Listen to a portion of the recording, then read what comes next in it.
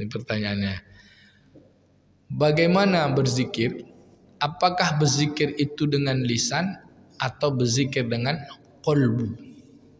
Qalbu itu sesuatu yang dimasukkan ke dalam hati, Pak. Kita ini sebenarnya potensinya dua saja. Satu potensi jasad, yang kedua potensi ruh, jasmani dan rohani.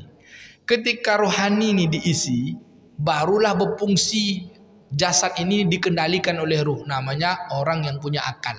Bahasanya qalbiyah. Jadi ruhiyah, jasmaniyah, ruhaniyah. Ketika rohani mampu mengelola jasmaniyah baru disebut qalbiyah, aqliyah, sadriyah, fuadiyah, walubbiyah. Itu kan posisinya. Orang yang punya akal. Ada orang badannya sehat, akalnya tak sehat. Rohaninya ini dengar tak pandai lagi, menengok tak pandai lagi, namanya gila, Pak. Gitu. Ada badannya, ada ruhnya, tapi dia nggak ada qalbiyah. Tidak ada perasaan itu, tidak jelas ya. Perasaannya ada tapi tidak jelas, tak tahu mana baik buruk, tak mampu lagi mengelola. Maka orang seperti ini pikun, gila, anak-anak yang belum sampai tumbuh itu. Lalu pertanyaannya, untuk mampu kita mengelola diri kita, zikir itulah mampu mengelola jasmani yang punya sifat nafsiyah tadi, pembangkang dan sebagainya. Ruhani itu makanannya zikir. Lalu bagaimana cara berzikir? Kata Bapak, mana berzikir itu pakai lisan atau pakai hati? Saya mulai dari penciptaan kita. Sejak kita lahir, hati kita belum terisi. Berisi itu dengan pendengaran. Memasukkan fungsi rohani itu dengan didengarkan. Ketika Allah tiupkan ruh di dalam tubuh kita, summa sawwahu wa nafakha fihi min ruh, kami tiupkan padanya, kami sempurnakan, jadilah dengan ruh kamu bisa mendengar. Jadi dengan pendengaran tuh baru kita bisa masuk hati. Allah, Allah, Allah. Ayah kita dengarkan, Pak, diazankannya. Ya, ada orang lain yang mendengarkan Allah Ta'ala. Nabi itu disampaikan oleh para malaikat, oleh malaikat mendengarkan tentang Allah Ta'ala. Allah sendiri sampaikan melalui wahyunya. Yang kedua apa lagi? Jaga mata untuk melihat. Jadi mulut, telinga dan mata ini takkan bisa terisi kecuali mata melihat. Yang kedua telinga mendengar, baru bisa terisi hati. Tak bisa langsung berzikir dengan hati, tak bisa, Pak. Cobalah orang yang tak pernah menyebut nama Allah, apa yang mau dizikirkannya? Jadi mana lebih afdal? Zikir lisan. Karena Nabi katakan sebahagia-bahagianya orang lisanun zakirun. Orang yang senantiasa lisannya berzikir. Mana lebih tinggi posisinya zikir lisan daripada zikir hati? Lebih tinggi zikir hati. Pertanyaannya, emang bisa kita berzikir dengan hati? Sedangkan sudah berlisan aja kita dah lalai hati kita. Lalu kita bilang subhanallah. Ini aja contoh. Zikir dalam sholat itu kan jelas pakai ucapan. Allahu Akbar, Bismillahirrahmanirrahim. Sudah kita ucapkan aja, hati kita tak kemana-mana.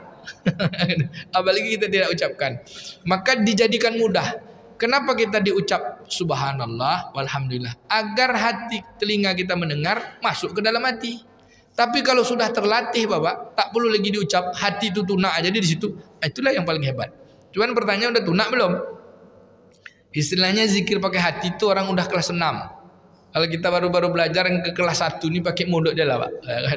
Pakai mulut. Sampai Nabi katakan, aksiru min qauli, ucapkanlah olehmu kata-kata la ilaha illallah sebanyak-banyaknya. Sampai orang katakan kamu gila. Gila maksudnya mencandu.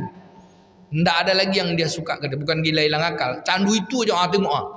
Wah, menggila betul lah, si asik main game aja kerjanya kata. Asik duduk kedai kopi aja maksudnya.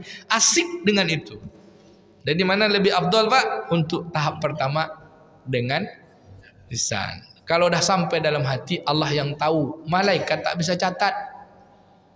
Karena hati itu tempat segalanya kan puncaknya. Jadi qalbiyahnya sudah hidup. Kalau qalbiyahnya sudah hidup, sudahlah. Mulut tak perlu berucap lagi. Karena mulutnya sudah teratur. Ketika dia keluar mulutnya, karena dah jadi supir. Ini supirnya belum latihan lagi, belum punya SIM, sudah langsung nak nyupir tuh nabrak-nabrak dia, Pak. Qalbu itu supir dari segala supir. Inna fi jasadil mudghah, kata Allah. Sesungguhnya pada jasad itu ada segumpal daging. Wa iza saluhat jasadu kullu. Kalau dia baik maka baiklah semuanya. Wa iza fasadat jasadu kullu. Kalau dia rusak, rusaklah semuanya. Kalau dia jahat, membangkanglah dia. Kata sahabat, apa dia Rasulullah? Allah, kata Nabi, ketahuilah, wahyal qalbi, itulah hati. Secara umum, Pak, secara khususnya zikir hati itu paling tinggi. paling tinggi. Tapi untuk mendapatkan zikir hati itu dahsyat Pak. Perlu latihan dia. Tapi kalau sudah tunak di dalam hati itu, itulah dia. Karena hati itu pengendali. Maka nanti kalau hatinya sudah berzikir, pasti ucapan yang keluar yang baik-baik. 4 aja yang keluar dari lisannya. Tutur untuk mengatur, ujar untuk mengajar, cakap perbaiki yang hilap, tata untuk menata. Katanya untuk menata. Tidak ada lagi marah-marah Pak. Tidak ada. Kenapa? Kalau hatinya sudah terpaut kepada Allah Ta'ala, dia bersangatan dengan amalan yang wajib dan memperbanyak amalan sunat, maka kalau dia bicara mulutnya Allah. Kalau dia melihat matanya aku, kata Allah. Kalau dia memegang tangannya adalah tanganku. Kalau dia melangkah kakinya adalah kakiku. Artinya apa? Bukan bersatu wujud Allah dengan dirinya. Kata Imam Ibnu Katsir, kalau dia berucap yang Allah ridhoi aja, yang Allah suka.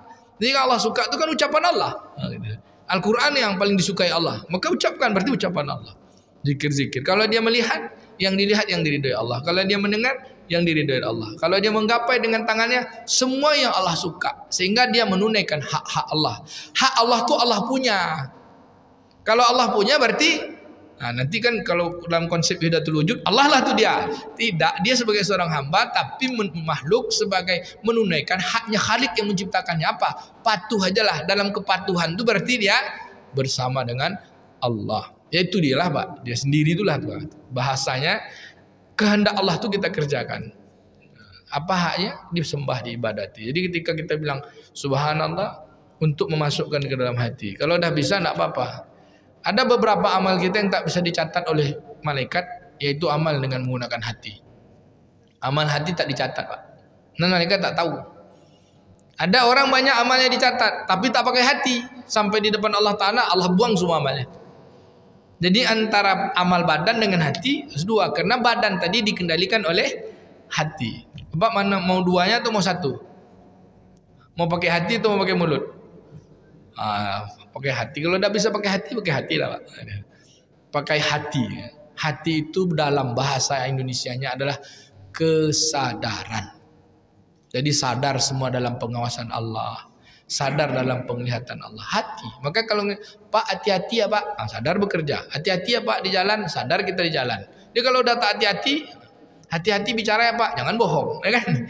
Kalau udah pakai hati itu terasa betul Allah dengar, Allah melihat, Allah memperhatikan. Udahlah tuh, selesai lah sudah. Pertanyaannya ya bisa, insya Allah.